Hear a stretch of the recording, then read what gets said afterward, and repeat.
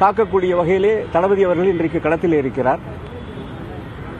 களத்திலே தமிழர்கள் சார்பாக தளபதி அவர்கள் இருப்பதால் தான் தமிழ்நாட்டு மக்கள் தளபதி அவர்களின் பின்னால் நிற்கிறார்கள்.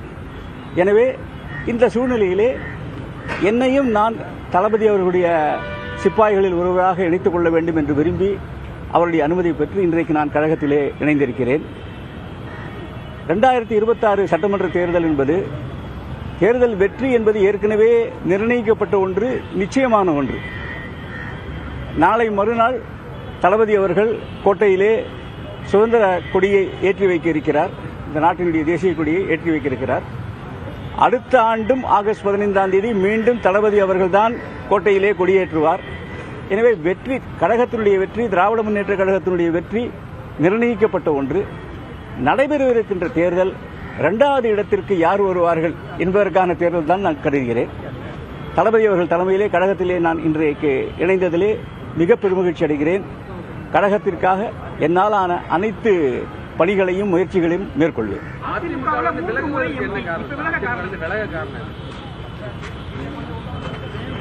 அதிமுகவினுடைய போக்கு சரியாக இல்லை.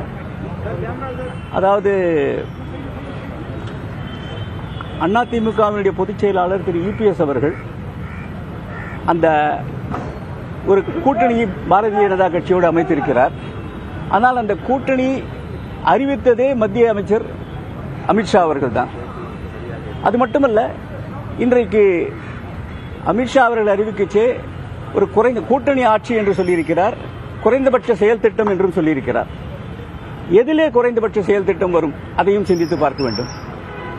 மொழிக் கொள்கையிலே குறைந்தபட்ச செயல் திட்டம் என்னவாக இருக்கும், இருமொழிக் கொள்கையிலே என்னவாக இருக்கும், கல்வி திட்டத்திலே தேசிய கல்வியா மாநில கல்வியா, தமிழ்நாட்டிற்கு நிதி உதவிகள் மறுக்கப்படுவது, சமக்ர சிக்ஷா அந்த நிதி கொடுக்கப்படுவதிலே மத்திய அரசு பாரபட்சம் காட்டுவது, தொகுதி மறுசீரமைப்பிலே தமிழ்நாட்டிற்கு ஏற்படக்கூடிய ஓரவஞ்சனை, இப்படி பல்வேறு நிகழ்ச்சிகள். அது எதிலுமே எந்த அடிப்படையிலே அவர்களிடையே ஒரு ஒருமித்த கருத்து வரப்போகிறது, ஒரு குறைந்தபட்ச செயல் திட்டம் அமைப்பார்கள் என்ற ஒரு தெளிவே இல்லாமல் இருக்கிறது.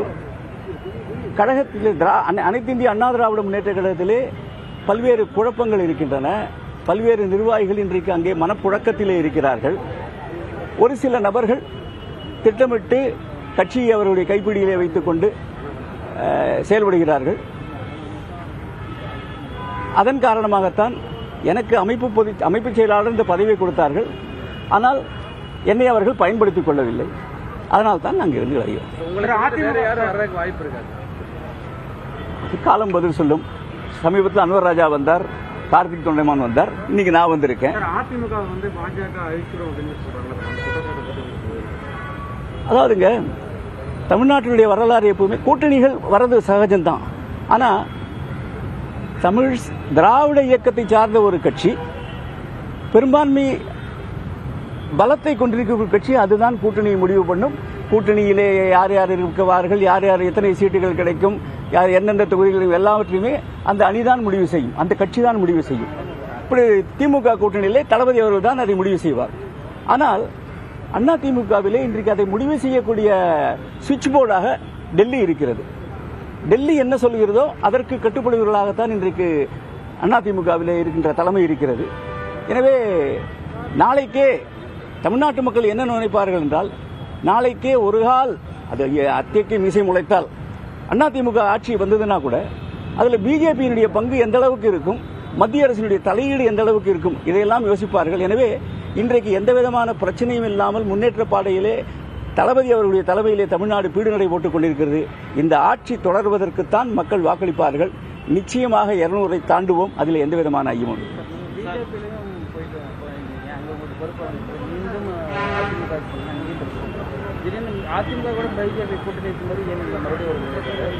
அதுதான் சொன்னேன், ஒருமித்த கருத்து இல்ல, பல்வேறு குழப்பங்கள், யார் தலைமை என்பது தெரியாது, யாரை எப்படி பயன்படுத்திக் கொள்ள வேண்டும் என்பதற்கான குறைந்தபட்ச ஒரு அணுகுமுறை கூட இல்லை.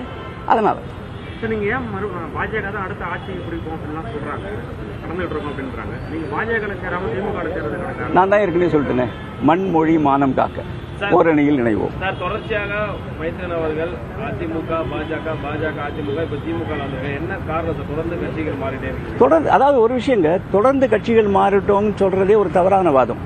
நான் ஒரு இயக்கத்தில் இருக்கேன், அந்த இயக்கத்தில் நான் சந்தோஷமா இருந்தால் நான் நிச்சயமா மாற மாட்டேன். ஆனால் ஒரு பிரச்சனைகள்னு வருது, சந்தோஷம் இல்லைன்னு சொல்லிச்சு, அதில் அந்த புழுக்கத்திலேயே அந்த இயக்கத்தை தொடர்ந்து இருக்கிறதுல எந்த விதமான அர்த்தமும் கிடையாது. வாழ்க்கையை மாற்றம் ஒன்று தான் மாறாதது. எனவே அடுத்த இலக்கை நோக்கி நாம் செல்வோம். தொடர்பு இருந்தது, இப்போ கிடையாது. சார், இப்போ அதிமுகவில் 2வது நீங்க இருக்கீங்க, அது முக்கிய பொறுப்புகளை வகிக்காங்க. எடப்பாடி பழனிசாமி பிரச்சாரம் மேற்கொண்டு இருக்காரு. ஒரே ஒரு விஷயம் நான் சொல்றேன், அதாவது கூட்டி வரப்பட்ட கூட்டம் அதை பார்த்துவிட்டு இன்றைக்கு இபிஎஸ் அவர்கள் என்ன நினைத்துக் கொண்டிருக்கிறார்கள் என்று நான் கருதுகிறேன் என்றால், ஒரு எம்ஜிஆர் போலவோ அல்லது ஒரு அம்மா அவர்களைப் போலவோ தன்னையும் ஒரு பெரிய தலைவர் என்று அவர் நினைத்துக் கொண்டிருக்கிறார். ஒரே ஒரு கருத்து மட்டும் நான் சொல்லிட்டு விடைபெறலாம்னு நினைக்கிறேன். உயர உயர பறந்தாலும் ஊர்க்குருவி பருந்தாகாது.